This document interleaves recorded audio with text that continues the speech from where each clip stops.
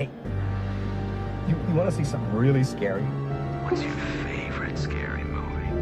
I'm gonna scare the hell out of you. What was living behind that boy's eyes was purely and simply evil. They're coming to get you, Barbara. When there's no more room in hell, the dead will walk here. What's blood for, if not for shedding?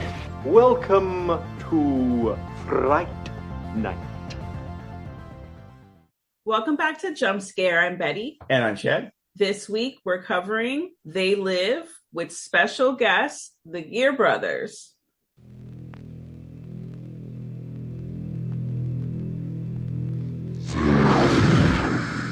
Our masters! What do these things want, and why are they here? You still don't get it, do you, boy? They have recruited the rich and the powerful. They're running the whole show. Wake up! They're all about you, all around you. Blinded us to the truth. Take a look. They are safe as long as they are not discovered. I don't know what they are or where they came from, but we gotta stop them. Stay away from me. Put these on. They have us. Look at them, they're everywhere. Our owners. We have no other choice. I don't like this one bit. Leave it alone, man. It ain't none of my business, ain't none of yours. We have been lulled into a trance. Listen to what I'm saying to you. We're in trouble. The whole world's in trouble. Control us! They're sending some kind of signals out of TV sets. I've got one that can see. Mama don't like tattletale. Now we start spilling some blood. Let's go! Push a button. I have come here to chew bubblegum and kick. And I'm all out of bubblegum.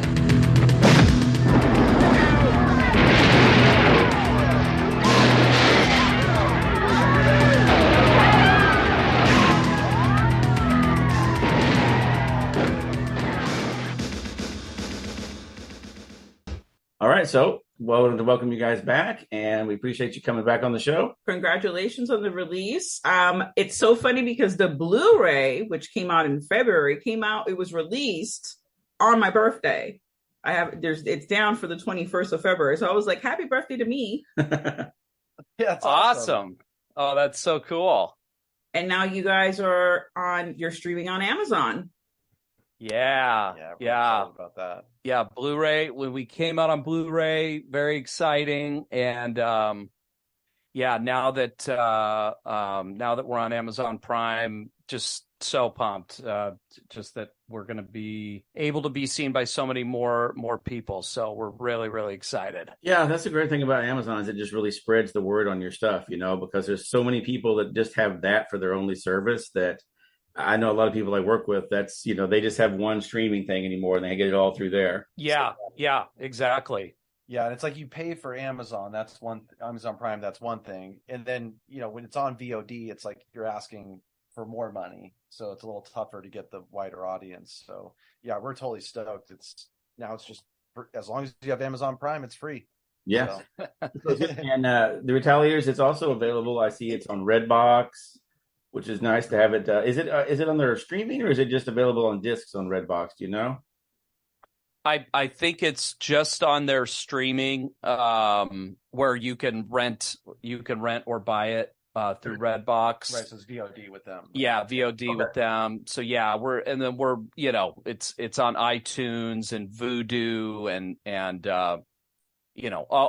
Microsoft, Xbox. It's all of the places you can buy and rent movies. That's good. Now that it's on Amazon, it's officially everywhere.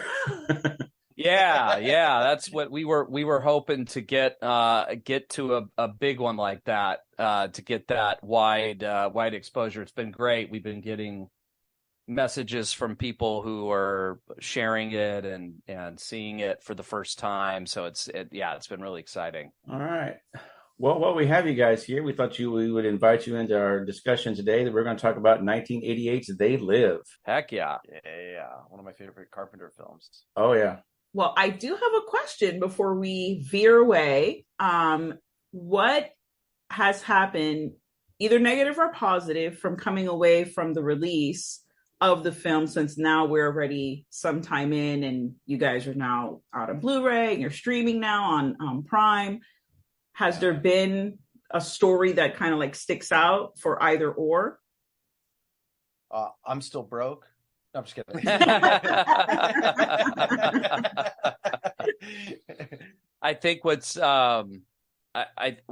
exciting is we really were able to accomplish with the film so much more than I think we ever thought we would. I mean, getting released into the limited theatrical release was before the theatrical release, because that was a pretty limited release, but just even going back to the festivals and we were in over 30 film festivals and we got a ton of nominations and wins and the movie translated in just a bunch of different countries and it was obviously from a personal standpoint, it was very gratifying. What we've been doing since then is we've been writing our butts off. We are right at the end of a brand new script, and what's great is because of what we were able to do with the Retaliators, writing and executive producing that, we have built a team of people that we worked on with in making the Retaliators, and we've got I would say a good amount of people very interested in reading and checking out the script and talking about potentially working with us for the next project. So, our biggest goal, I would say, out of this is to try to use the Retaliators to hopefully make another film. That would be the ultimate goal, and we're really, really excited about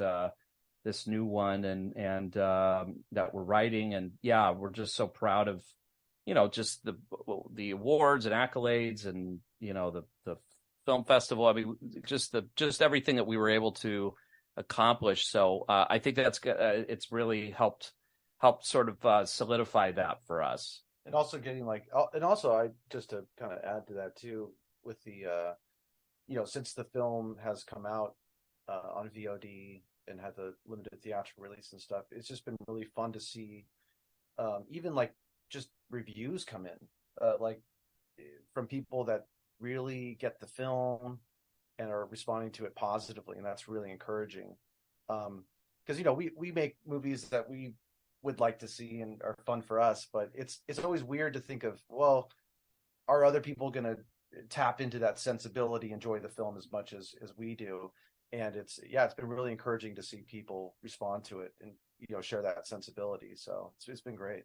Yeah, and it's funny, after all the stages we've been through, it is this release right now, streaming on Amazon Prime. This is our biggest without even, I think last I checked, Amazon Prime total users is it's insanity. It's 200 million people subscribe. So the potential and the potential for exposure, this is really the best we've had, is finally getting into the sort of mainstream streaming and instead of just being in VOD. So I'm very excited just about, we're, like Jeff said, we're getting fresh reviews coming in and fresh people seeing it. And it's been really exciting to just get a new wave of we're old school. We collect physical media, and I have forever. But the reality we very well know is just that the way people consume these days, it's obviously it's streaming. That's just how people do it. And I stream too. And we both, we all stream, price stream. Yeah. Yeah. So, I would say we're still sort of in the journey right now, but our big takeaway is just is hopefully this unlocks us getting to make the next one. Now, the last time we spoke with you, you guys were kind of starting off. writing something. Is this the same screenplay, or did something else evolve from there? This might be new. I don't know. I'm trying to remember when that. Yeah. When did we speak with you last? When was that exactly? When was that? It was when The Retaliators was first coming out. It was right before the theatrical. Coming out. So we've see what Jeff. So we have. So one of the problems Jeff and I have as writers is when we write, we truly have how we have been doing it is really just thinking about what story is moving us and what is sort of, what's the story we want to tell, and then sort of, and then just working our butt off to make it as good as possible. And the track record we have with writing scripts, we're very proud of. We've never gotten bad coverage on a script. We've gotten on the top blacklist with I think every script we've submitted and gotten great coverage. But a problem we definitely have is we tend to write where we're not thinking of the budget, and so we got tasked to basically write something cheaper. We and it's not like we're not writing. It's not like a new Star Trek installation. No, our go-to is not a Michael Bay, insanity budget, but we definitely sort of have been writing in this sort of $8 to $10 million spot. And again, it sort of is just the kind of the last thing on our minds. We're really just more focused on the piece. And so with this last one, yes, we were, because we had blessed to have interest from everything going on with the Retaliators. And then we had key members of the Retaliators team, Michael Lombardi, obviously the star and producer, also co-director, also Randy Bricker, a co-producer and the editor of our film, and he's really a legendary horror editor. They really tasked us, and then investors and people that were around that were like, listen, can you guys do something in the kind of today's era? The ballpark really is the ideal is to be under 3 million if you're looking at doing an independent horror, and that's sort of the sweet spot. So we really had to go back to the drawing board and say, so since we talked, we may have written one more that we were really stoked on, but it just budget wise, it just here's the process. We get a script done or nearly done. We bring it to them, and then they'd say, if we're gonna do this right, it is about 10 mil. And then Darren would go through this phase of going, no, we can do it for $1 million. and then I talk to Darren. I go, Darren, I don't think so. And then after like a week, you'd be like, okay, I got a new idea. Yeah. Let's move on. So this was our that happened a couple times, and then we found a new one. We finally were able to find that we really connect with. Like something that for us is pretty fairly contained. It's hard with us because our style is to take, we talked about it last time, but, we like to take those left turns. And so this one has the spirit that we love. It needs characters we love. And that's usually the biggest challenge. You can come up with a clever story, but it's like, if you don't have characters in there to really lead the whole thing to the finish line, it's not really worth it. So I'm really proud of this one. That we're wrapping up right now. It's really good. Really excited. So I think we nailed it. I think we're right in the right budget. We're in the right budget range. It was a good exercise for us because that's the reality of writing, is that there's you do have to take those things into consideration. It is good to have to have that discipline, it will come in handy. There's just times when that is a factor. There's this old great Albert Brooks joke. I'm going to butcher it, but it's something like, when you've made a movie and you go back down to write, it's like, okay, they were sitting in a mall at night. It's like, oh wait, no, that's too expensive. I'm sitting in a mall. No, that's too expensive. I was sitting in my room. And that's with the lamp on. Yeah. So very, very excited about it. We're right. We are literally at we're pretty much finished. We're just kind of putting the finishing touches. We've already done some drafts and gone back and forth with who we're going to be producing it with, and so we're just about in a place where we're going to be sending it out to people, and so we're getting really excited. Awesome. Yeah. Now I have to ask: is this kind of trickling into is it multi-level genre like the last one? Because you kind of had a little bit of everything in that last one, or is this one strictly one genre? Yeah, good question. That's the other thing. I think I don't want to give away what genre cross is. Genre cross. It's it's funny. We go, we come up with a lot of log lines, and we come up with a lot of ideas, and we're constantly sort of writing them down and organizing them and prioritizing them. And it is funny, I don't think we cannot do that. We're just so about trying to, we just trying to make things interesting. So it's pretty hard to do anything very straight up, I think, at least for just our taste. So yeah, this has definitely got a mashup for sure. Look, if you have ADD, you're gonna love it. Okay, because we both have it. All right.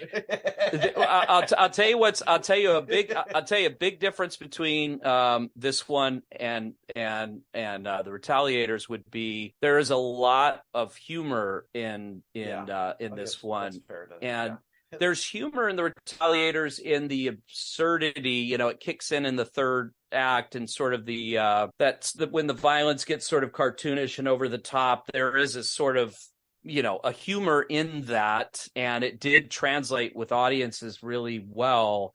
But this one definitely throughout has the humor's more explicit. Yeah, it's not as subtle or you gotta have a sense of humor to kind of be in on it or something. It's funny. I think there's some good there's some good sort of mystery elements, but it goes into we go for it. The third act gets insane, which is just sort of where we have to always go. It's just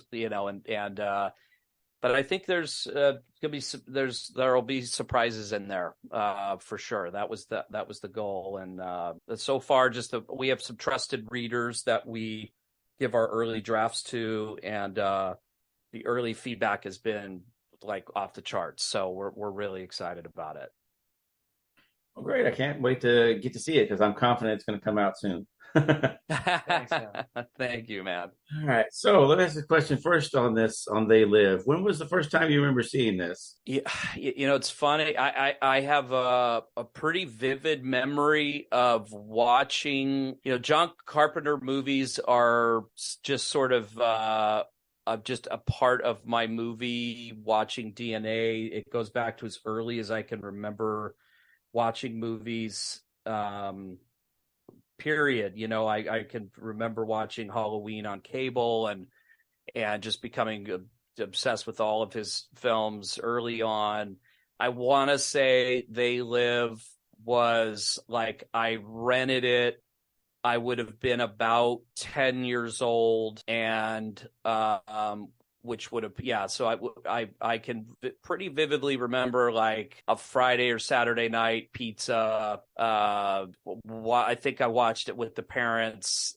They were sort of what the hell is this? And I was, and it was it was unsettling. You know, it was an unsettling movie. I remember, I mean, like a lot of John Carpenter, really, but They Live kind of has its own slot, you know, and it's so unique in that way. But yeah, I think it was probably like right when it came on video. What about you, Jeff? Yeah, I was a late comer to They Live. Oh, were you? Yeah, I didn't see it when I was younger. I want to say it was when we were writing one of our scripts. I got really obsessed with Escape from New York. That was another one I was late to. I saw Escape from LA as a kid, and I loved it. But it wasn't until you did LA before New York. I did LA before New York. Okay. Yeah. And I loved LA. Yeah. But I saw when I got really obsessed with New York. I think I happened to be on Amazon or something. It was like, you know what? I keep seeing all the, I've seen the memes kind of a thing, and I was like, I should really just sit down and watch that. And I did, and it just instantly became one of my top favorite John Carpenter flicks. You know, it's hard to rate them because they're all just equally amazing. Believe it or not, I still have some John Carpenter I haven't seen. Assault on Precinct. Ooh, you haven't done that. Yeah, I haven't done that one yet. But yeah, They Live was one of the late ones. Some of the early ones for me were, of course, like Halloween, Christine. You've always been a big The Thing. Always been a huge fan of The Thing, and that's got Keith David in it too. Yeah. So it was that really was me fun. too. Yeah. Okay. So yeah. But yeah. It's been one of my favorites ever since I saw it. Like, I think it was a couple of years ago. Wow. Oh, I didn't know it was that. Yeah. Okay, that's cool. What you, Betty? When did you remember seeing it? Oh goodness. It's like Halloween, where it's like, did I live before I saw those movies? Yeah, that's Halloween for me. Yeah, because I don't remember a time before Halloween. So yeah, me too. I'm like racking my brain trying to think about it, but I know I just ate up, obviously, John Carpenter. You know what I think? His best stuff, in my opinion, obviously The Thing and this are my favorite. Halloween is my ultimate favorite, but out of adaptations from things, he does fantastic adaptations because he grew up with that stuff. He loved it. And it's just in him. And that's what makes it fantastic, because he actually is into it. He cares about the passion material. comes through. Yeah, the passion comes through. Yeah. Off the subject, sort of.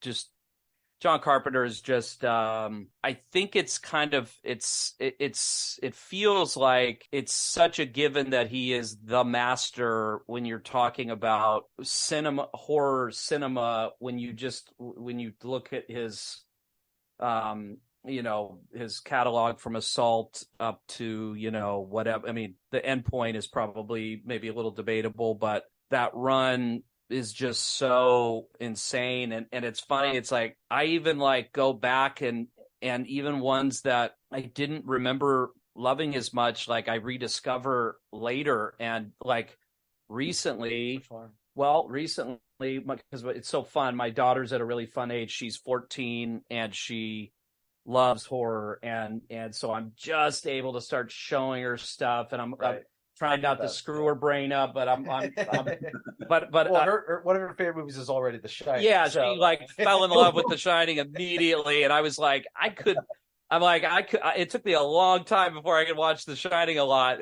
When I was her, but she loves it. But I showed her The Fog.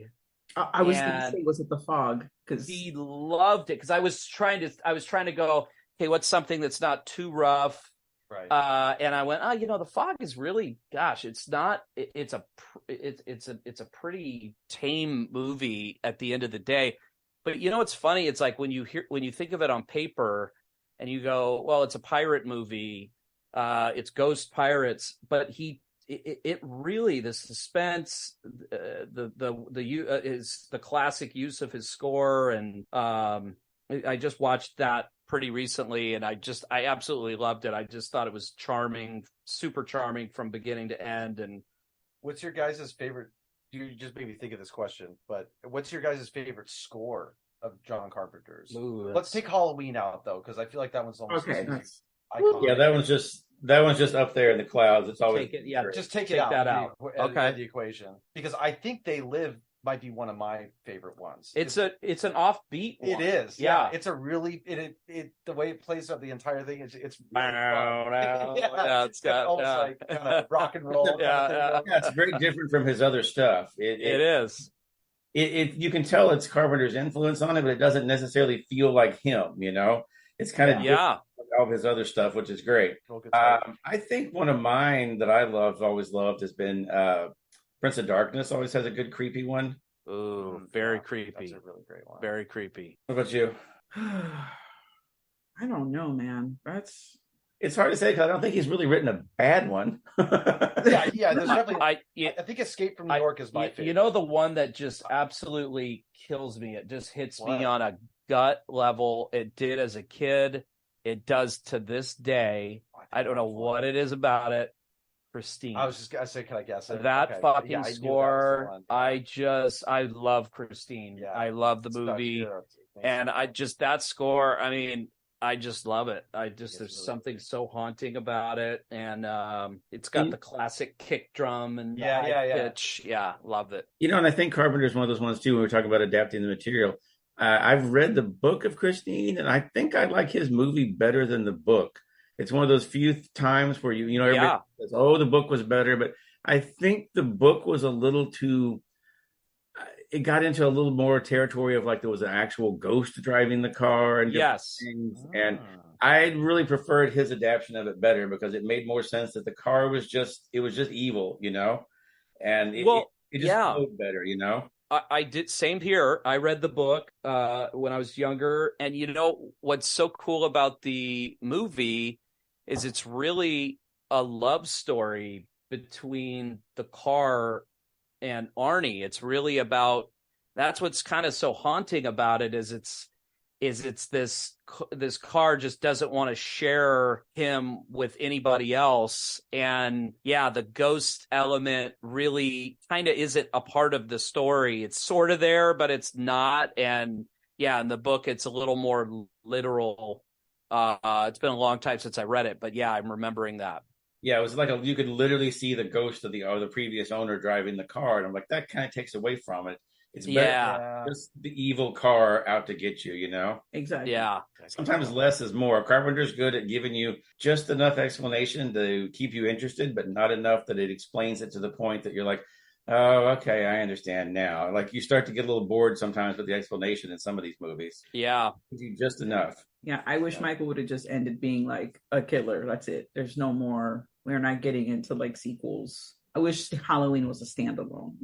It was never going to be, even if it was up to, I mean, it was up to him, but I mean, when they're passing like the truck with the money, it's hard to be like, I can't do another one. Totally.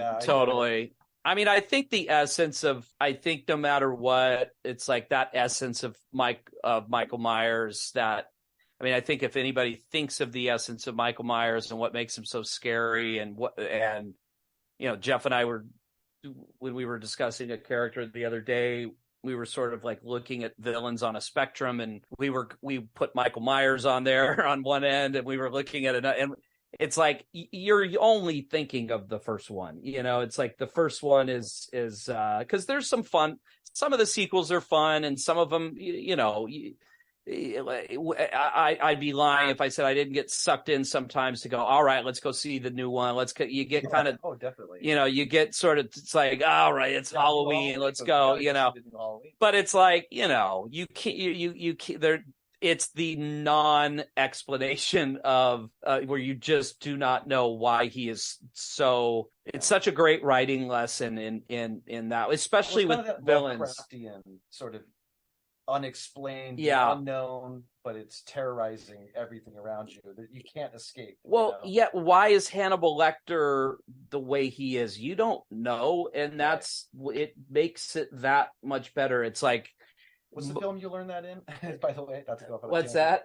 They do go into Hannibal Lecter's Hannibal? I think they go into it a little bit, but you know I'm just again going back to you know, whether it's Manhunt or Red Dragon or Silence of the Lambs. It's like when you're just boiled down to the behavior. Yeah, that's what it is. And instead of now let's get into the Freudian step-by-step psychoanalysis. What happened when they were, it's like it just takes the piss out of it. It's like, well, it kind of demystifies it too. But the mystery is what makes it so frightening. It's part of what makes it so frightening. Well, it's Darth Vader, right? It's like Darth Vader shows up. You don't know what the fuck his. I mean, he's so scary until the end, and then you're like, he's not so scary. Yeah. Because he's a dad. Yeah. You gotta watch this. Wait, did you just spoil that? Dude? Oh, no! Come on. I think it's cool. Okay. We'll slap a spoiler one. Yeah, can you please slap a spoiler sticker on this? Come on. It's been 50 years. 45. Yeah, 45. Yeah. The sequels minus that one other director's version of it are fine. It's like I want more, but I don't want more. But if there were never another one, I'd be okay. Because for me, seeing it for the first time, and then watching it so many times, I think what scares me is that it's a blank face. It could be any person. This can be any person. And the end shot of showing the bedroom and then the house and then the neighborhood, I just take away where is he? Where did he go? Yeah, but not only that, but it could be anyone. It could be your neighbor. It could be the little boy that's next door. It could be, the mom that looks happy or whatever. Anyone has the evil within them. It could be anyone. Hence, for me, the face, the white face, it's just blank.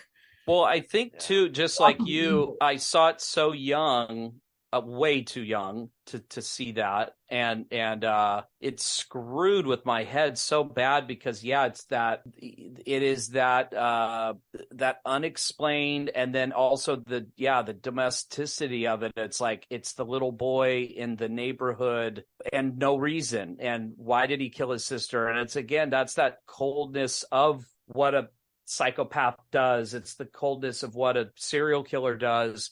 That's what's so genius about it, is that it's an artistic expression of that without getting into really any of the mumbo jumbo. I mean, Donald Pleasance gives you a little bit of mumbo jumbo. There's a little bit. You've seen as the boy, doing it too, but it's not a ton. It's not an explanation, really. In fact, all he's doing is saying there's no explanation. All he's doing is saying, and really, he's just pure evil. And actually, he's the doctor, but he's talking from a place of emotion. He's not talking from a place of science. He's talking from a place of. Well, you look at his eyes, and it's a fucking. It is. It's a shark. Well, it's like because in a sense, he represents the boundaries of our understanding of humanity. You know what I mean? It's like he's the scientist of the mind. He can't tell you what's making this guy tick. So it's just great. For me too, I think as far back as I can remember, I think Carpenter was probably the first filmmaker that I remember seeing and going, "Oh, it's a John Carpenter movie," because the opening credits of them are so similar on so many of them, and the fonts. Even without seeing, you start seeing the credits, and you're like, "Oh, this is a John Carpenter movie."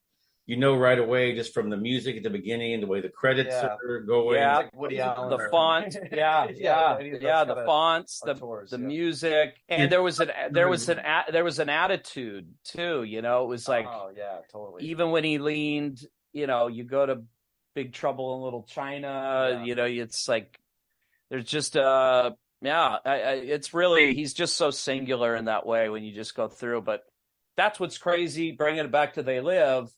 They Live is like, John Carpenter is so singular, but in his whole catalog, They Live is extremely singular in the catalog.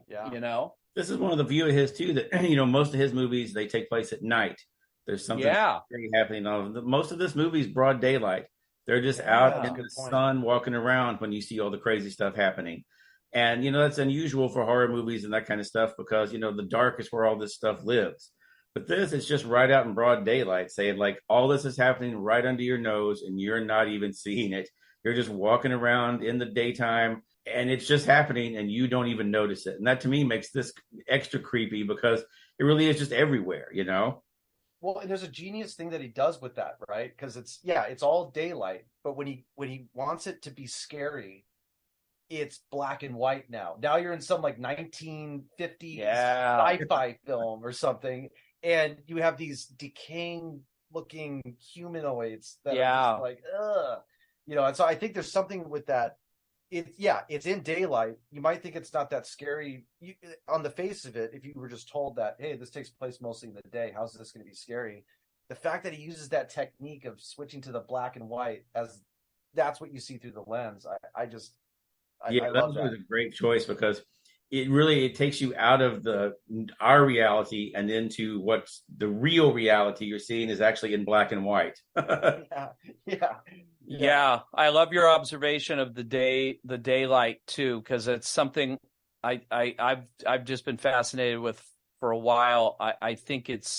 I love daytime horror. I love daytime thrillers. Yeah. They're not Breakdown is like one of my favorite. Yeah, Breakdown's a phenomenal one of my favorite thrillers. daytime thriller. They're rare. They're really rare. Not that common. And back one of the for whatever reason it made me think of The Killers. Don Siegel. Yeah, Don Siegel's The Killers. When he made The Killers, it was back then. There was no.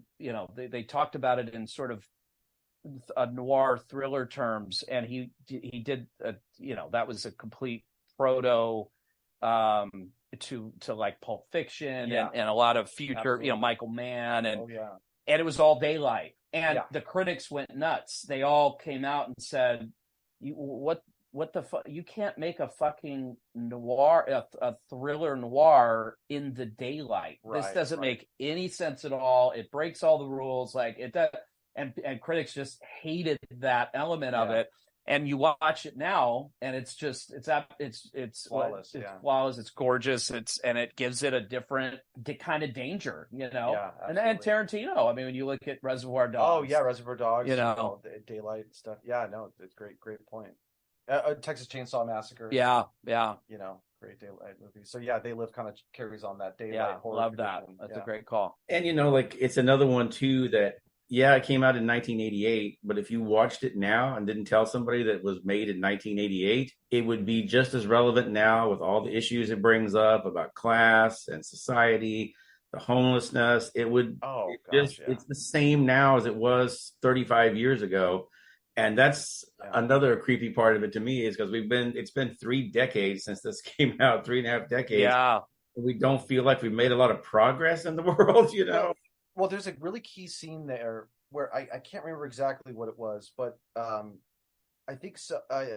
It may be the guy who was making the videos, who was trying to explain to them in the bunker thing, like in that secret room where they have one of their meetings, and he says something to the effect of like, this might have been around forever. Like who knows how old this has been going on for? Yeah.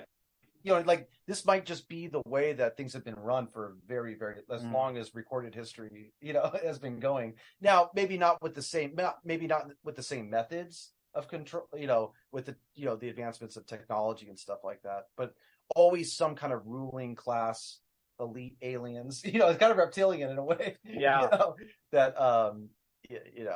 Well, that was it. What was very interesting too is I love the. From a story, I was thinking of it from like a writing standpoint. It's such a one of the cool features about it. You just really don't see very much, and it's such a great way to start. Really, just a film period, but especially a horror, sci-fi. Is I love that just straight up blue collar. You're basically following a homeless guy, and you're having to go through those nuances of where does he sleep? Where does he sleep? Right. How does he get a job when the economy's bad and he's got to go to a soup kitchen and he's got to and the fact that the movie takes its sweet time taking you through that minutia.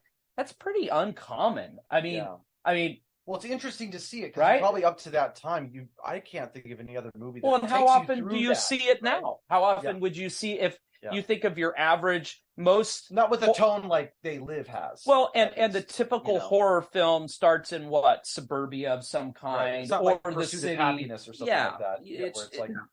It's an interesting, it's a very interesting sort of just character study way to sort of.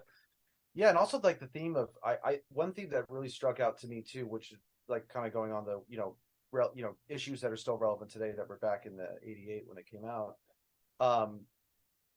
is the consumerism theme, right? Yeah, and how it kind of lulls people into not wanting to take the time to, I don't know, take some kind of action in your life to make the world a better place or something like that. The consumer angle, I was thinking, because I just saw Fight Club again recently, and a big theme of that movie too was consumerism. But whenever I have conversations about They Live, I usually don't hear about the comparison to Fight Club, but there's a really strong parallel with this theme of consumerism running through both films, and then also combating what the effects of consumerism on the culture through essentially terrorism. I mean, when you think about it, like the solution in both films is we got to blow shit up. Like, whether it's the credit card company buildings, make sure there's no one in there, or shoot the aliens. Well, you know what, and destroy the radio tower. The other thing that's kind of crazy too is like method of control. That when you think back in 1988 and you think about keep everybody asleep, right? Yeah. And you think about what were they referring to? Well, they're referring essentially to television, right? Yeah. And now when you think about smartphones and you think about social media, it's worse. Way worse. Think about social media. I mean, you the amount of people who can be lulled into a trance of just staying, because especially think about this, back then you didn't have algorithms that tracked every button you press that knew exactly how to keep you locked into your device, right? It's like it's so much more sophisticated and now. There's a kind of paradox to it too, because like the younger generations today are certainly more like politically conscientious or about social issues, but it seems that the social media aspect of it all kind of makes it worse somehow. Right, you know what I mean? Because there's it gets you still focused on the wrong things, or about infighting, or hyper focused on certain things. Ripping each other apart. Yeah. It is a movie you could sit and like analyze it to fucking death, like and look at how many movies can you do that from like 30 years ago and so relevantly look at today, right? And just go, well, swap this for that and do. I mean, it really is. What a piece of work. It's a movie of its time, but it's also timeless. Yeah. It is timeless. And unfortunately, that's what makes it scary, because we are more, we're asleep more than we have ever been. Back in the day, that was like the beginning of like, you got the cell phones coming out, games, like. Yeah. Well, that's the whole motivation behind the fight, right? I mean, because he doesn't want to. He's struggling. He doesn't want to. Like, dude, I don't want to do it. It's not just I don't want to do it. It's also Roddy Piper going, I need to show you. Like, let me fucking show you. Like, I can't, like, as much as you don't want to see this, I want to show you. Right. You know what I mean? And shout out to Roddy Piper, by the way. I love his performance in this movie. It's very subtle. It's like he's not a great actor, but like he's very likable. It works for what it is. Right. Yeah. I like. They didn't give him more. They didn't give him more than he could handle. Yeah, you know what I mean. Yeah. And what they gave him to handle was handled expertly. Yeah. I thought he was. I think he's good in the movie. It's a little like the westerns with Eastwood, where he would ride in, and he didn't have a lot of lines. He didn't do a lot of talking. He's just with no name, which is also him. He's not a man with no name. So it's kind of like that kind of spaghetti western feel to it, where he just rides in. You never find out his name or much about his background. Yeah. But good call. You're not asked to do a lot of acting, like you said, but what he does do is great, because he does exactly what you need. Yeah, well, that's the whole. You're talking to. I mean, I'm a huge Clint Eastwood fan, and I'm a huge Charles Bronson fan, and I love understated actors for that reason, because I think when you put understated actors in a really good movie with a really good script and with great drama and great conflict, it leaves your mind to fill in a lot, and rather than them sort of chewing up everything and you're sort of, if they sort of become a vessel for you as the audience to sort of experience things. And he did a really, really good job. The other thing that's funny about the movie too is that, and I'm sure there's other movies that are an example. I guess I just can't think of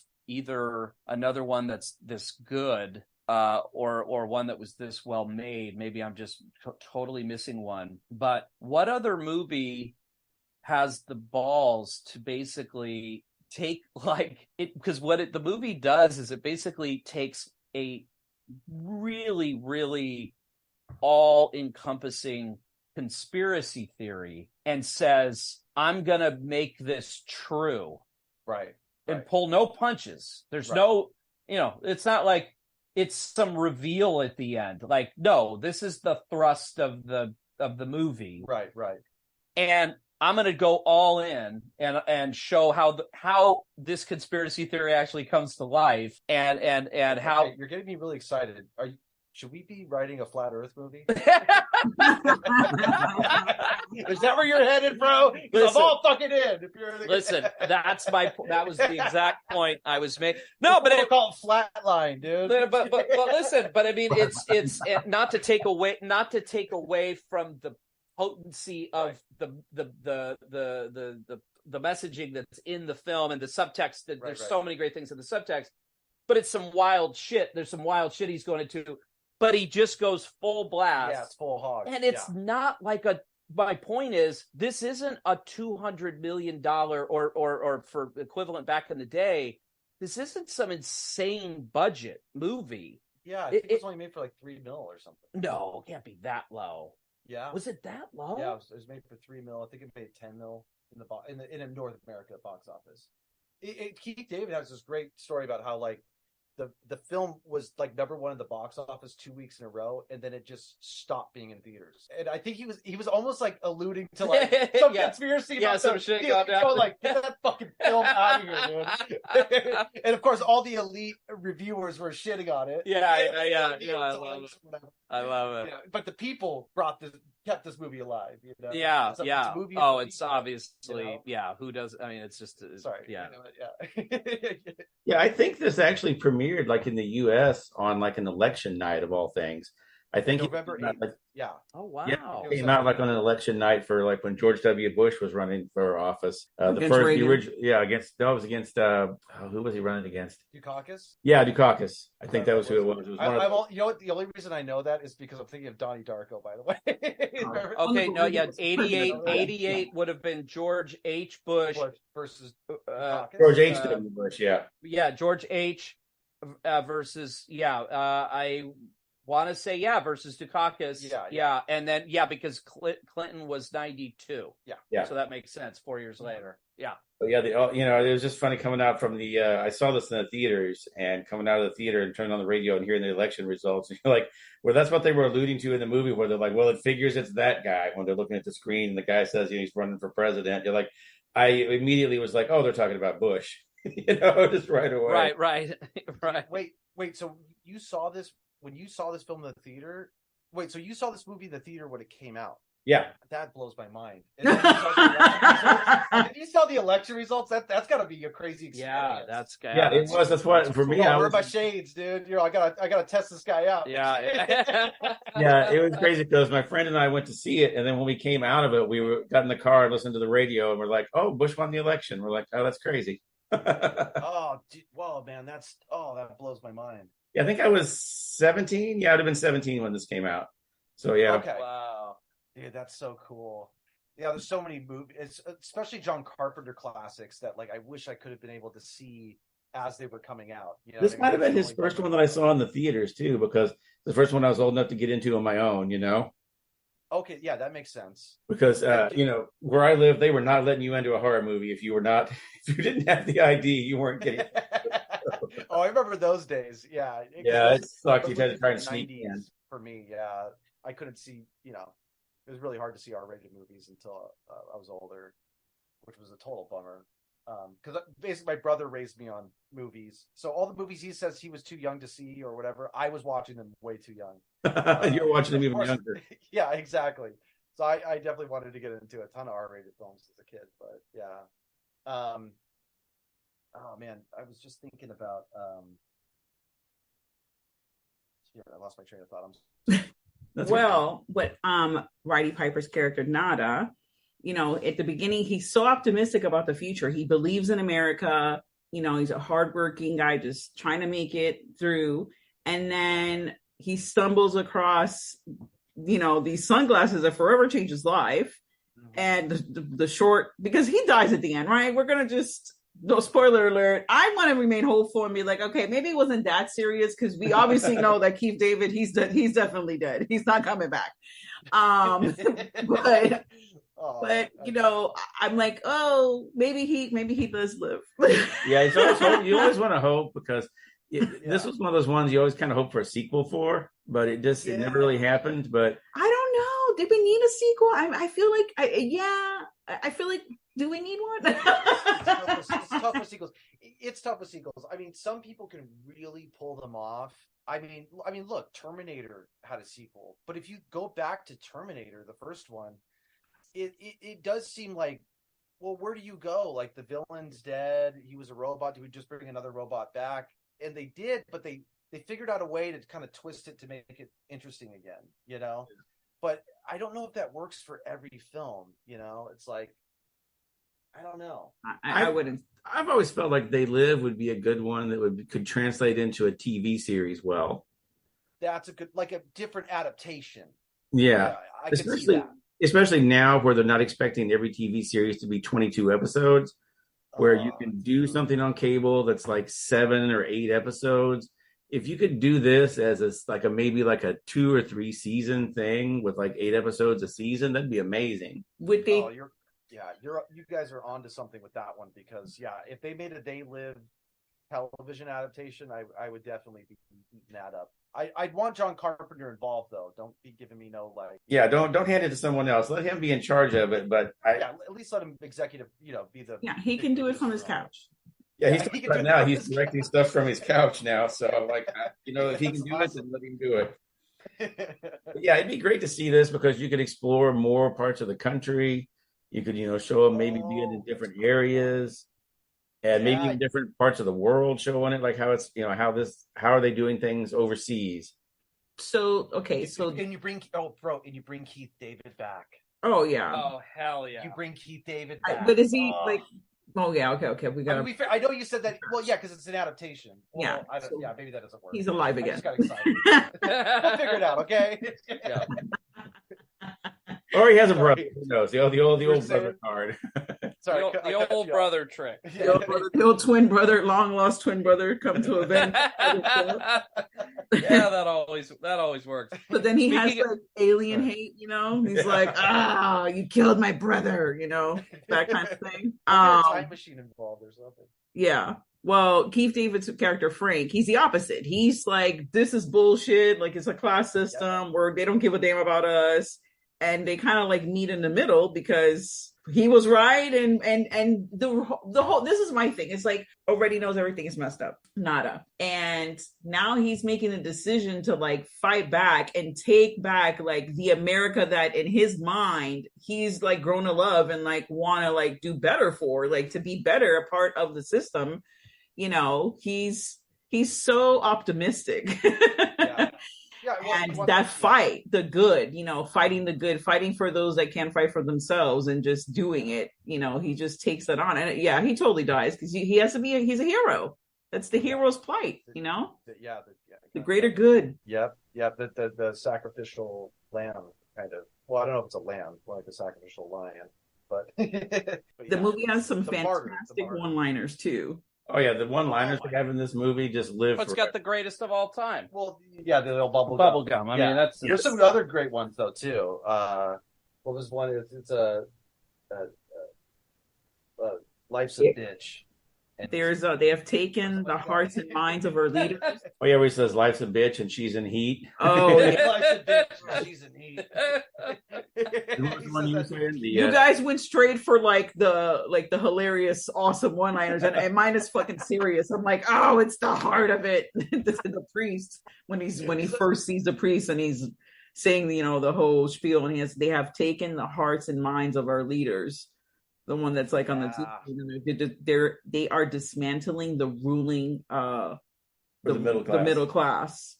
And I'm like, damn. The preacher, he lays it all out, right? The preacher gives you the whole he's giving you what's happening, what's been happening behind the curtain, and how ironic, it's the blind guy who's seeing everything. The blind guy, it's great rich irony there. Yeah, he doesn't need to see it. Well, and that also brings up another thing too. It's like I was thinking to myself as I was watching it again, like what? This was the first time I ever thought about this while watching it. Was like, okay, if I was really given these glasses, I have come here to chew bubblegum and kick ass,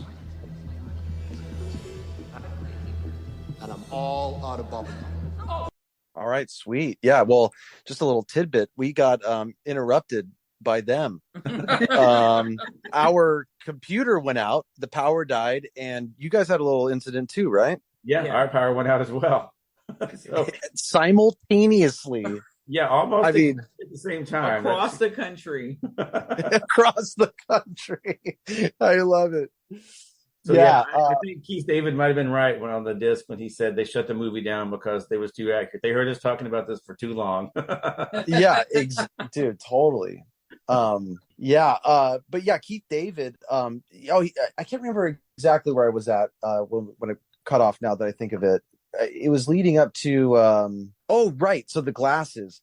What I love about the device of the glasses is it's sort of like if you think about what's going on in society, like let's say there is a kind of I don't know, like a manufacture of consent or something like that. It takes a long time to explain something to somebody that there's some conspiracy going on, even if it's systematic, especially if it's systematic, because then you have to explain the system, how the system works, and people's interests and how they get served. And a lot of people don't have a lot of time for that. And what's great about the glasses is it's like you're just going to see it. There's no, you know what I mean? You don't have to even intellectualize it at all. It's just you put on the fucking glasses and it's right there in front of you. And if you remember in the church scene, he's like, man, like it's hard. Like we're trying to get people, but it's a difficult thing to do this on the ground, just trying to explain stuff to people, in other words. So like, you almost wish that in like, say like a political activism, you just had glasses that were like, here, put these on. Put these on, you'll see what's really going on, Right. So it's a great device. But then I kind of pushed back a little to that when I was thinking about it, because I was like, well, if you put those on, maybe you think like someone's playing a weird trick on you. You know what I mean? Maybe you don't see it right away. It's like what drugs did I just take? Yeah, these glasses laced with something. Yeah, exactly. Imagine. Oh yeah, I could imagine. Like it's weird enough. Just like I said, even we were talking about a place here in Orlando that has a They Live exhibit set up, and it's so weird when you pick up the glasses and put them on, look at their TV, and you can see something under the static. It's just one of those moments where you're like, this would really be what it would be like to see that. It's really amazing, and they did a good job with their display. Does it really bring? Yeah, that's good. And that's in Orlando, right? It's in Orlando. It's a place called Atomic Horror. We might have to be taking a trip out to Orlando, dude. Hell yeah! Hit some Disney World, catch a Magic game. I'll see the old Casey Anthony house. I'm just kidding. Where she used to work. I'm just kidding. Do the true crime tour of Florida. Sorry, that was in poor taste. Facts. Not even mad. Yeah. Sad but true. Jeez, freaking Casey. Can we just talk about her leading the authorities through the Universal Park and then like 20 minutes into the walk, turning around going, I lied. I'm sorry. I actually don't work here. What the fuck? One of the craziest fucking stories. I mean, the craziest, dude. It was one of the craziest stories I've ever heard. Oh my gosh! I'll always remember it because the verdict was read on my birthday. It was July 5th when they read the verdict out for it, and I was like, dude, they better be putting her down, dude. And when she came out innocent, I was like, man, that's crazy. That's not one of those things watch. You remember seeing it, like I remember seeing the OJ verdict. I was at work and everybody went into the break room to watch the TV to see what it was. Yeah. Well, he's going to jail. It's like, oh no, he's not. He's going free right now. Okay. Yep. Gosh, man. I remember where I was, but I was like a little kid and we were talking about our parents talking about it, more of a thing, you know? But yeah, that was pretty momentous too. Casey Anthony was more about Nancy. What was her name? Nancy Grace or yeah. Remember that? She was that pundit. Yeah, she was like following it. Yeah, she was all over that story for a long time. And I haven't heard about Nancy Grace in forever. Yeah, she kind of fell off, huh? I thought she was going to be like the new Dr. Phil, but she just dipped out. Yeah, she just vanished one day and that was it.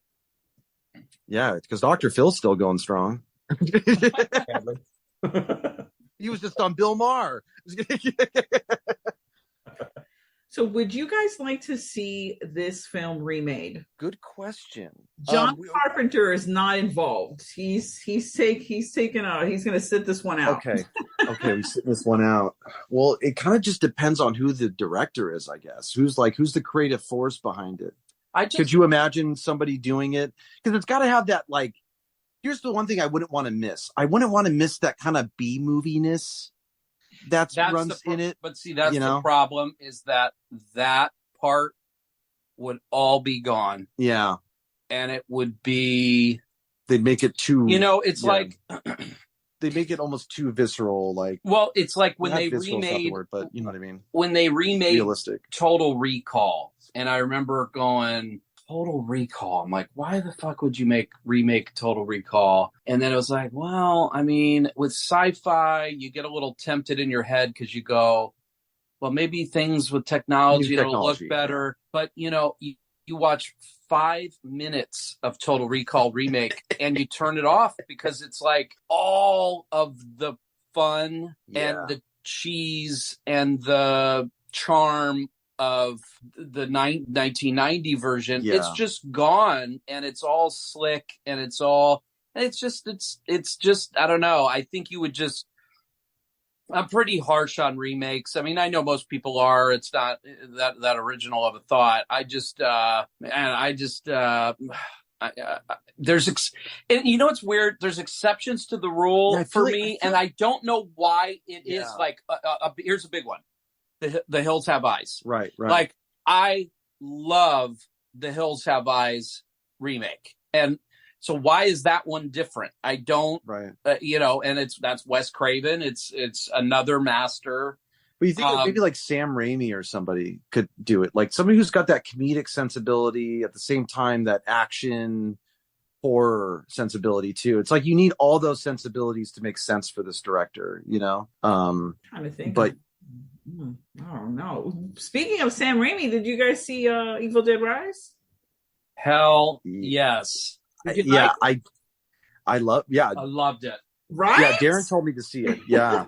I was blown out of the water. I was too, and it was like it was exactly what I needed to watch too, inspirationally for the new one we're writing.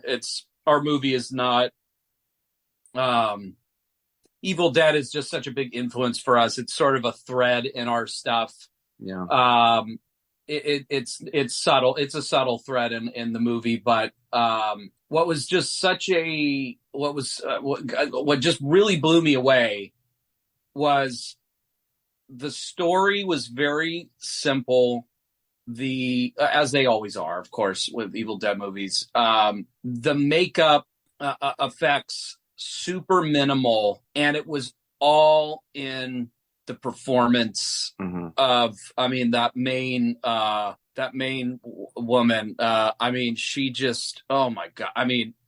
I feel like it was like a tour de force performance. Yeah, she was amazing in that movie. I was like, This is where you just go, there's no justice because horror never gets recognized in any sort of Yeah, she's going up for an Oscar. She should be fucking up for awards for that performance because that, I mean, it's just, I don't know. She just really blew me away. I felt like, because what was so great and refreshing was it wasn't CGI. It wasn't insane makeup. The makeup was great, but it was her performance. It was her body language. It was her, I don't know. I was really taken with her work as an actor in that movie. Yeah, she did a great job. Yeah, I got to tell you, I need to see it again, and I'll tell you. Oh, you had a shitty theater experience. I had a very bad, dude.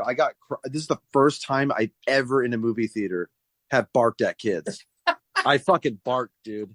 It was funny because I'm there with my girlfriend, and we're there. We're sitting in our seats, and it's like you had the nightmare. Though. As soon as the previews end, 3-4 teenagers come in, and I went to my girlfriend. I said, "Fucking teenagers," but I was joking around. We just kind of laughed, and I was like, "I'm just kidding."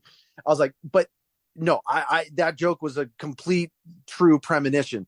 As soon as they're giggling, making noises, talking, there was flashes going off, like they're taking pictures. And that whole intro was so moody and aesthetically beautiful, and I can't get in it, and it's pissing me off. And at one point, a flash goes off, and they start giggling, like, and I go, "Hey, can you guys cut it out?" And I looked over at my girlfriend, and she was like cowered, like, "Oh shit, I don't want to get killed by these kids or whatever."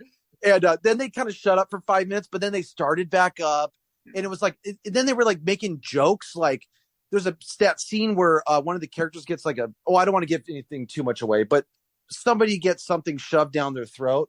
I don't think that's giving too much away. Great. And one of them goes, "Yo, the king of deep throat," or like, "He's the king of deep throat," or something. Oh boy. Like, and I was like, dude, really? And like, they were just trying to make everybody laugh, but none of the jokes were funny. See, it's been a long time since I truly have had a bad theater experience like that. I just fucking bail. I can't do it. I know. I sat through, I recently went and saw Titanic 3D twice, but 1.5, because the first time, it wasn't that situation. It was really loud families. Like, they're coming in like 30 minutes into the flick with like pizza boxes and distributing candy. And I'm like, come on, dude. It's like, how am I supposed to immerse myself into this? See, I can ignore that. Yeah. I can't fucking ignore if you're talking, cracking jokes. Well, if you're just not into, they're not into the film. Yeah, that was what was annoying me, is that they weren't even responding to the film. Yeah. But in the families, to be fair, like, look, I get it. You want to take your kids out to see films. I get that. I wasn't mad at them, but I was pissed at those kids. You need to see it. You need to see it again unperturbed, because it's fucking great. I mean, it's just as an experience. Yeah. It's just, it's an evil Dead. I mean, and by the way, just real quick, I thought that these kids behind me, I literally thought that they were like maybe 18, 19. At the end of the movie, when me and my girlfriend were outside looking around, dude, these were like 13-year-old kids. Like, you know what I mean? I was like, how are you even in this movie? Yeah, exactly. How'd they let you in, man? Yeah. But I wasn't that pissed. But in the moment I cooled down pretty quickly. But yeah, it was pretty funny. I got to see it again. They ruined the title card for you. That was it. Yeah. I know, but that's my favorite part of movies. That's like my favorite in movies. Well, and that fucking title card sequence was the shit. That was an amazing title card sequence. Like, I live for title cards. That good in a long time. When I first saw The Conjuring, I didn't know what I was going into. Okay. And when I went and saw that, I remember vividly seeing it with my sister at like a dollar theater. And I just thought I was watching a whatever horror movie. I didn't read any of the hype going into it or anything. And as soon as that title card came up, dude, oh my God, I was like, okay, this is already my favorite movie right now. Like, I don't even need to watch the rest of this movie. Everything they just established in this first 5 minutes is it just, the rest is going to be amazing. because of a great title card sequence, you know. Yeah, titles. And we tried we tried to do that with the Retaliators. I think we did a pretty damn good job. Yeah, with the opening one and the ending one. It's important. Yeah, the Evil Dead Rise intro is the shit. I mean, her coming out of the water. Yeah. I mean, it was amazing. And then it's a wraparound. I mean, there was a lot of things going on. I was just like, wraparound. I mean, so good. So good. Yeah, I loved it. But way better than that last one. I did not care for that. But you didn't like the 2013 one? I did not like that one. No. Oh, spicy take over here. Spicy take. Okay. And I saw it for $1. Okay. And I don't know if it was the dollars that I paid or the sticky floor that literally was like, you can hear like the. Okay. So sticky, and the chairs were like rock hard. It was just the whole experience. But as soon as that film started, I could not stop laughing. I don't know what it was. I was of sound mind. I was just popcorn and Coke, and just I couldn't get it. I was not into it at all. And I didn't even want to see this one. I was like, not a movie. Like, they're not gonna be good. And then I saw it and I was like, oh shit, this was pretty good. Oh, that's cool. That's a cool perspective on that, because I mean I was terrified when I saw that in theaters, but I guess that just means you're demented. And I don't know what it. I just recently rewatched it because I saw it like when it came to the dollar theater when I saw the 2000 whenever it came out one, and I saw it, forgot all about it. I was like, I erased that from my memory. And then I saw Evil Dead Rise, and then we went back and watched the originals. And then I was like, okay, fuck it. I'm just going to go through the journey and watch this again. Like, here goes another 2 hours of my life that may be wasted. And I was like, okay, I'm glad that I watched it again. It's not as bad as I remembered it, but I still didn't care for the adaptation of it. I think it was the whole like addiction part, and then like the revival in the end. I don't know what it is. It's just something just didn't really. But I do really love The Hills Have Eyes. Yeah, Darren, you dropped that one earlier. Yeah, because that's a really good remake. I fucking love that remake. And you know what the answer might be? Here's what it might be. The guy that remade it is a younger than Wes Craven, obviously. Wes Craven, rest in peace. Yeah. But he's a fucking new master, because that's Ajay. High Tension. High Tension. I mean, he's got a lot of great stuff under his belt. Maybe Mirrors. Mirrors, dude. Mirrors. What he did, Crawl. Yeah, Crawl. Crawl. He's got a lot that he did. So maybe that's the difference. Is it just has to go? That's what I was kind of suggesting with They Live. I mean, I think there's a way to find the right creative team behind it. It's just. I think what makes it here's the thing: when you got a huge studio behind it, you think like you could get anybody, right? So why wouldn't they get the best? But sometimes it's like, but then people have favors they need to give. They got to scratch this back, or they're trying to get on this trend at this, and so then it'll get into the wrong hands, So it's just one of those things. Like, I wouldn't be totally opposed to it, but I might have my own thoughts on it once I heard who was the creative team behind it. Speaking of new John Carpenter, so announced today in honor of our of this podcast. Did you guys see what was announced in the John Carpenter universe that's coming out in 2024? No, we've been a little out of touch today. Bloody Disgusting announced John Carpenter's a video game is coming to all consoles and PC called John Carpenter's Toxic Commando. What? And it's let me read the description.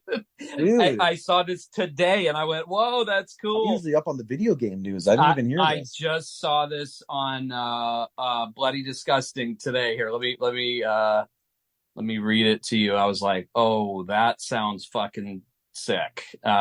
Just announced during Summer Game Fest, brand new original horror video game John Carpenter's Toxic Commando will release in 2024.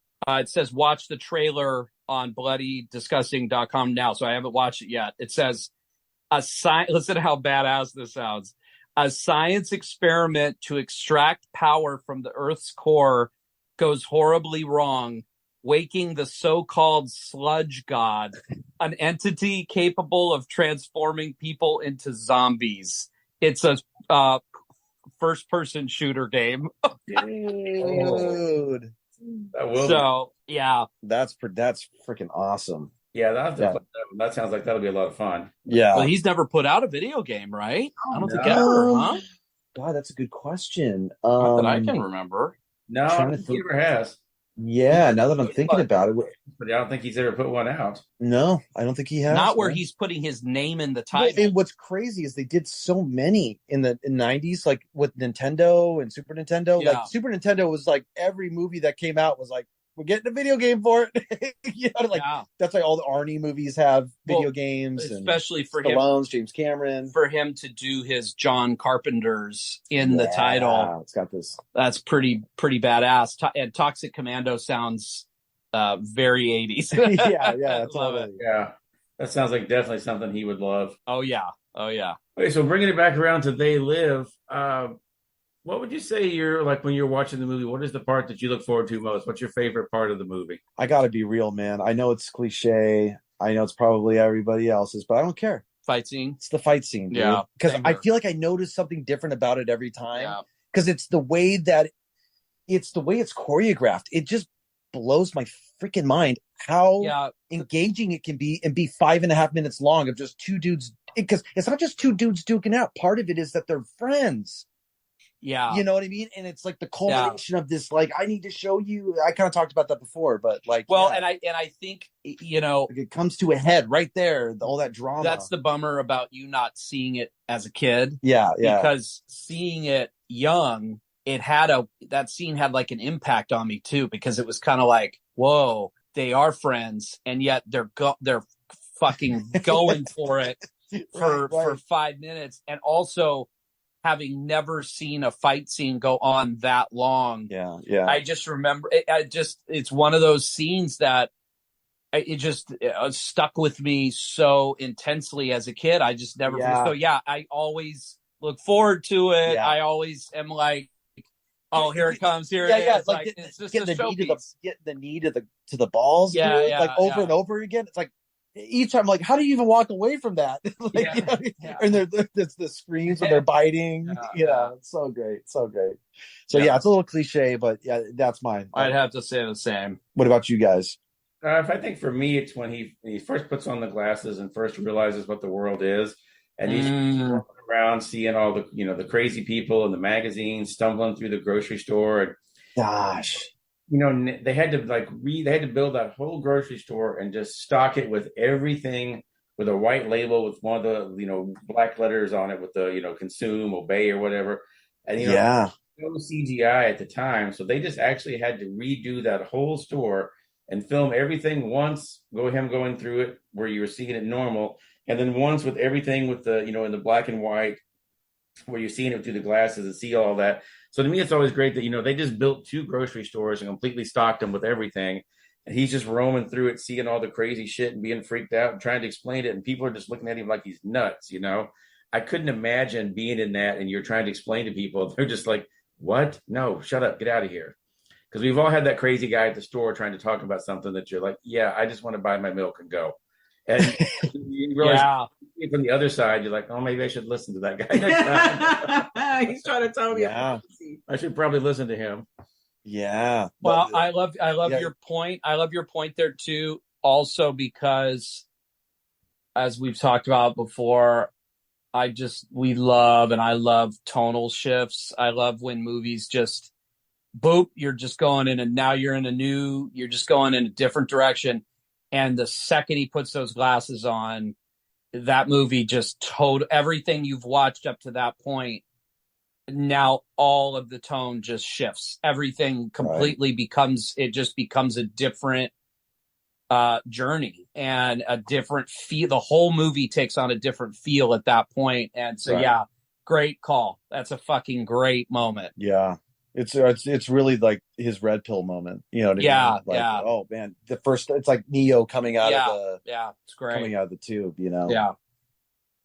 Would you? Mine's combined. It's the scene in the grocery store with the rich lady, you know, and then she's like rats him out. It's like, I have one that can see. It's like, oh shit, love it. Yeah, you learn that like what you think. Yeah. Like, you know, when they and then they all just start walking towards him with the they're giving the description. Yeah. You know, Caucasian male. You're like, oh my gosh. Yeah, they can see you see them. Yeah. You know what I mean? It's not just that you get to see them. It's they can see you see them, you know. Like, don't be so obvious. Nada. Keep it on the DL. Like I know. I think that same thing when I watch that. Yeah. Like, bro, come on. But he was like, but not putting up with it. He's like, of course it's this shit. Like, that's what he says. Like, of course it's this, you know, like, yeah, out of everything. But what's wild is like that whole take on alien invasion. Like, when I think of alien invasion movies, I like the first one that comes to mind is not They Live, you know, because it's subtle. It's not that aggressive takeover, like anal probe, you know, kind of thing. It's more on a psychological, like, enslavement level, you know, kind of like King Kang, like, right, from The Simpsons, like Kodos, where they're like, they're not coming down to enslave. Even like The Matrix, it kind of reminds me of The Matrix in that way too, because when you think of alien invasion, I don't think of The Matrix, but that is an alien takeover of the human race. You know what I mean? Well, my top, and then they imprison us, and we don't know we're in prison. You know, an absolute top 10 for me all time favorite movie is the Invasion of the Kaufman's Invasion of the Body Snatchers. The one with Donald Sutherland and Leonard Nimoy, Jeff Goldblum, and that's another example of a sort of psychological. I mean, they take it more. I mean, actually, there's some similar. I wouldn't be surprised. It was an inspiration. I bet it would. I bet it was an inspiration for sure, because there is some similarities. Yeah. That is definitely just absolutely. I mean, and it's that paranoia thing, and it's the conspiracy thing, and it's the feeling alone when the other people are being. But yeah, there is to your point, that slow invasion, that creeping invasion, the invasion from the inside is so much more fucking interesting. Right. And so it's just great. It's just a great way to do it. It's the invasion of, like, it's already happened. It's not like Invasion of the Body Snatchers is what's cool about that movie is you see it from ground zero. Yeah. And you see it spread. You're right. You know, and then you have the irony of the guy who works at the food business, like, but with this, with They Live, it's got that parallel with The Matrix, that it's you wake up as the audience and these characters in the prison that's already been crafted by the aliens. Yeah, you know what I mean. And now it is very Matrix in that way. You know what I mean? Yeah. So well, it's kind of a cross between The Matrix and Body Snatchers in that way. Yeah, totally. Yeah, very thematically rich that way. And just as thematically rich as The Matrix. I mean, there's like whole like philosophy classes on The Matrix. You know what I mean? It's like in political books, and you know, and even offshoots in like weird subcultures, you know, the red pill cultures and shit like that. You know, it's just one of those things that just, it taps into everything to do with the world isn't as you see it. Yeah. You know what I mean? And, you know, you got to wake up. Wake up, America. Sorry. Yeah, because you have that both the 50s and 60s, you know, stories. You know, you have the 50s, the Body Snatchers, you know, and then later on the short story, 8 o'clock in the morning, you know, and then it's like in those same scenarios in that time frame, like the paranoia was very high. Like, your neighbor would be a communist, or your neighbor that would be scared the shit out of people. Yeah. A lot of paranoia. A lot of paranoia. Yeah. And it was the paranoia from the inside. Yeah. Right. Yeah. It was the slow invasion, and right there is I think cinematically, or you're already in it and you just haven't realized it. Yeah. And I think, on one hand, you have Independence Day, and that's a certain style of movie. For me, I'll take up They Live, Body Snatchers, all day, like that kind of, just that's a little more cerebral. And, right. Yeah, Independence Day isn't cerebral that way. Yeah. No, it's just they come in. And, then we blow shit up. Yeah. Because it,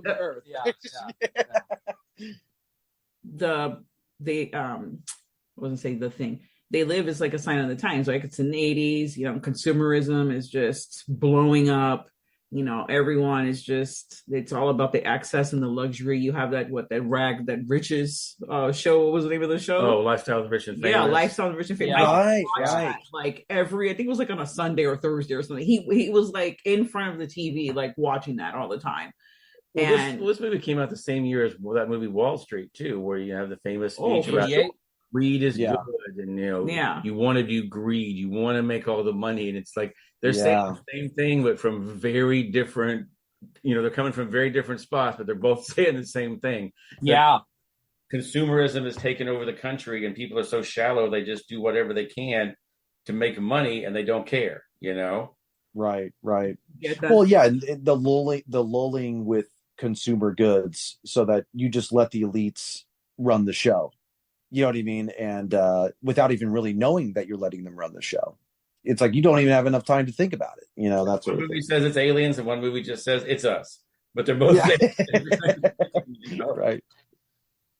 They Live up there. Oh, actually, we're for the next, I want to say probably like last month, this month, and probably the next 2 months, we're doing a series. It's called Aliens of '88, and we're discussing all the films that came out in that time. We've already done Killer Clowns from Outer Space. We did that last week. Now we're doing They Live. This will be They Live. Then we're going to be doing The Blob and Phantasm 2 as well, because all of those came out in 1988 and all had, they were all aliens, but they were all very different types of alien invasions. So it's what kind of appealed to us. They're all aliens coming to Earth to take over, but they're all doing it in very different ways. Sick. That's awesome. Yeah, it's really cool. So I don't know about Phantasm, man. I don't. Okay, the first one. We'll get to Phantasm 2. That's the one we're going to be covering. Phantasm 2. That's the one that I love.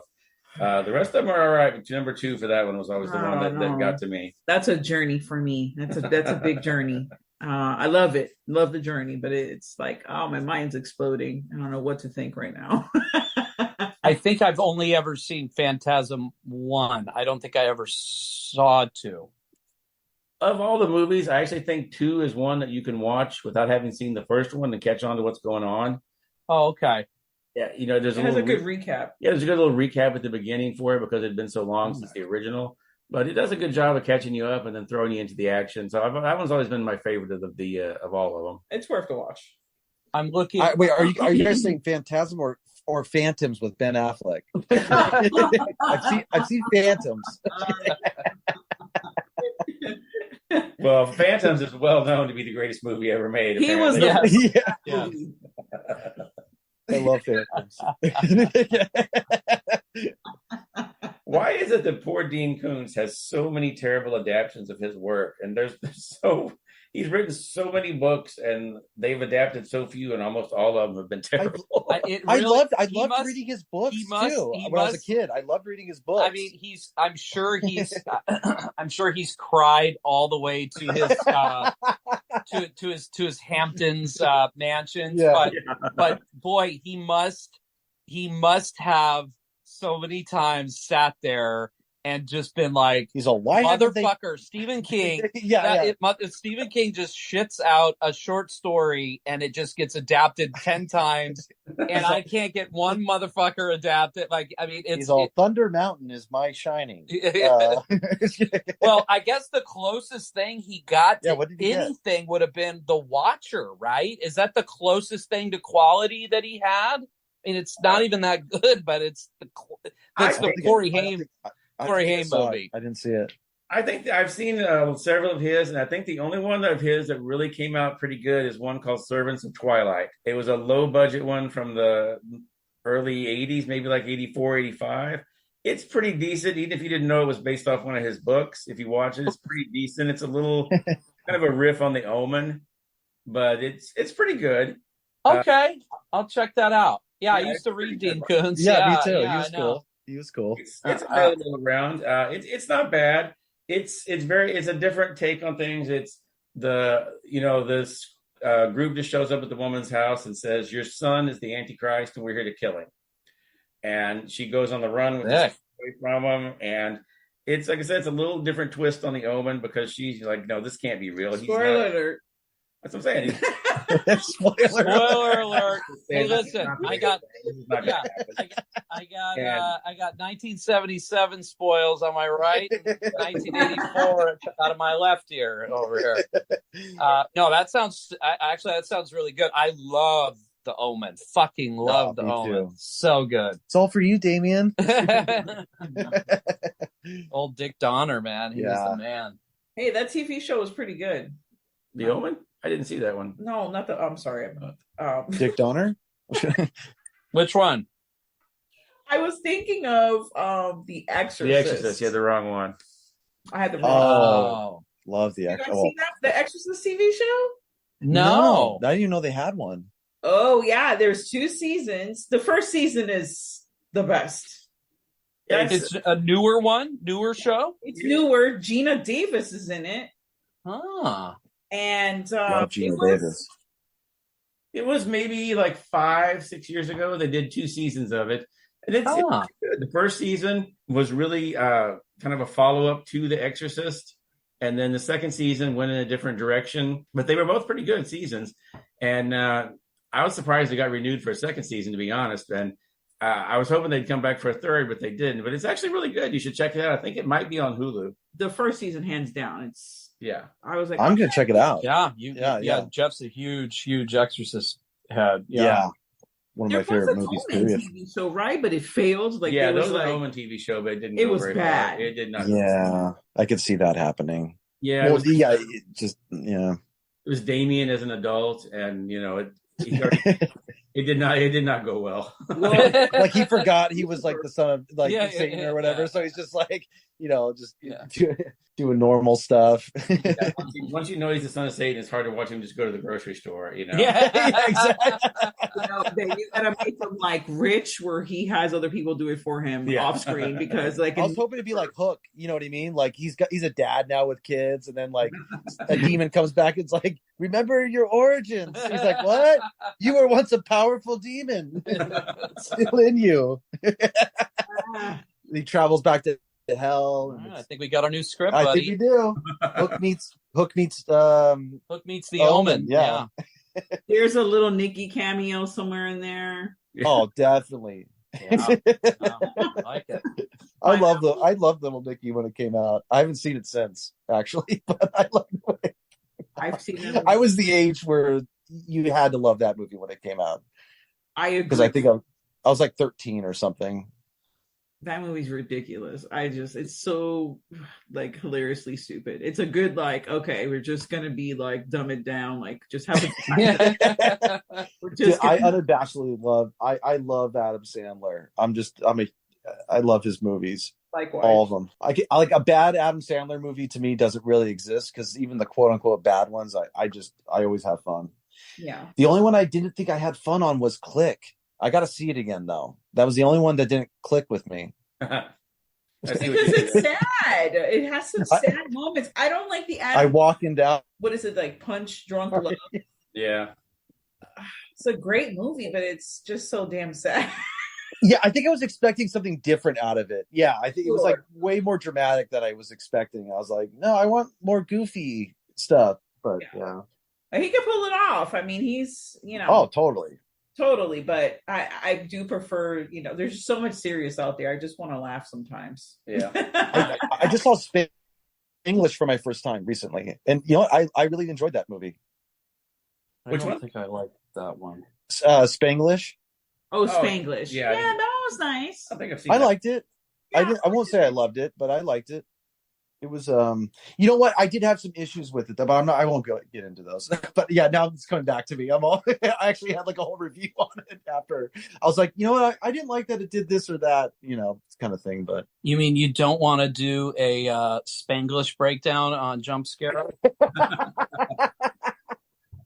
I mean, I feel like it's the perfect place, but we should just his best movie, which made it into, now it's one of those movies for me where I have to watch it for the season.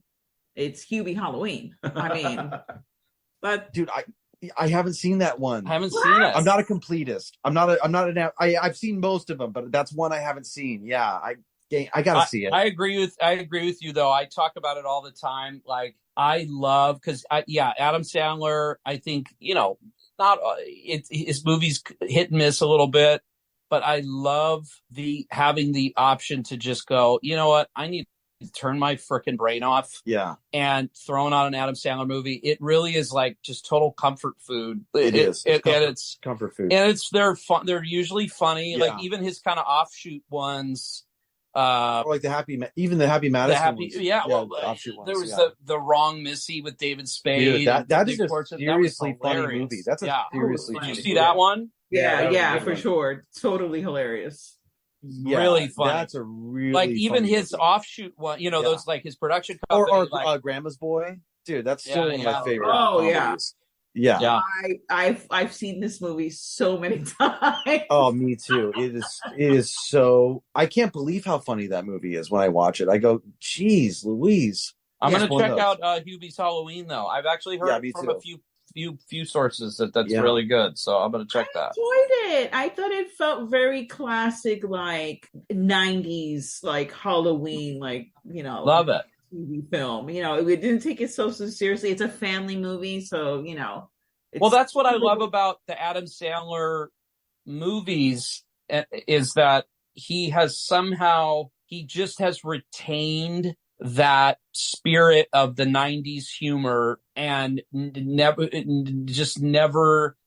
don't know. I feel like so much of modern quote unquote modern comedies, I don't know, it's hard. I'm just what's hard for me is I'm so biased to my love of 70s, 80s, 90s comedies. Like it's what I grew up on. It's just what I love. I still watch them over and over again. 90s were the glory years, even more than the 80s to me. I mean, for me, get dumb because the Jim Carrey arc, you know what I mean? I mean, 70s you got Mel Brooks. Yeah, you got all that. 80s. Speaking a little out of turn. Yeah, 80s you got Johnny Hughes. You got all kinds of great, and then it's like, and you got all those, Eddie Murphy and Chevy Chase and all that, but in the 90s you get Nutty Professor Eddie Murphy. Yeah.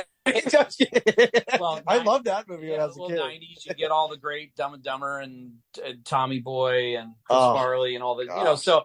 But what I love about Adam Sandler is he has just retained it through all these, because I don't know. I just feel like when I watch a modern comedy, it's so hard I really do try hard not to be a jaded movie watcher. I just try not, I like bad movies, so I watch bad movies for fun. Well, so Darren's lying right now. He tells me to get off his lawn.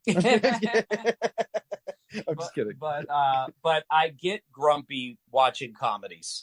Modern comedy. It's like, ugh, what is this supposed to be funny? Like, I just don't understand. But I love that Sandler and his, he just keeps that spirit going. I do like that a lot. Well, and he can also do like kid movies, but then also do like raunchy, like adult movies. That's a fun range for an actor to have. I love the Sonic movies. I know you haven't seen them yet, but I love the first and second. Just speaking of Jim Carrey and like what he's doing these days. Oh yeah, our daughter's actually a big fan of the Sonic movies. She loves those. Huge fan. Dude, Jim Carrey, I feel like he's back to form in those movies. Like he is genuinely super freaking funny. I don't know. I mean, am I crazy? He plays the character really well. He does a great job in those. Yeah. So. All right, guys. We'll wrap it up. Well, we better wrap it up because we've gone from. I was gonna say they lived a song. We've officially gone from This is what you get with the Geare Brothers. We went from They Live to Spanglish to Hubie Halloween to Jim Carrey's performance to Sonic the Hedgehog. So we probably should call it. But it was a classic Geare Brothers get together because we covered many genres. Like we did it. Well, I know. We can't help it. I can't stay in one for too long. True, you know. True. And I was thinking about it, guys. Instead of doing the Flat Earth movie, I think you should do the Hollow Earth movie. And I've got the perfect title for it. Ooh. Do the Hollow Earth, and you call it Hollow Pursuits. Okay. Oh, okay. I like it. Okay. I was gonna say, like, dude, don't try to change me off of Flat Earth here, okay? But now that you got the title going, I'm feeling it. All right. Well, we really appreciate you guys coming back by, and Hallowed be thy name. That's gonna be the name, dude. Hallowed be thy name. There you go. Yeah. That's the sequel, at least, or something. That's the sequel for sure. Well, the Retaliation is out now on Amazon Prime and just about everywhere else too. So be sure and check that out. And thanks again for stopping by. And we'll have to have you back on again sometime when your new project comes out. Heck yeah. Thanks for having us, guys. You guys rock. Thank you guys you. are awesome. Thank you so much. Well, guys, stay tuned to the horror. And now, folks, it's time to say goodnight. We sincerely appreciate your patronage and hope we've succeeded in bringing you an enjoyable evening of entertainment. Please drive home carefully and come back again soon. Good night.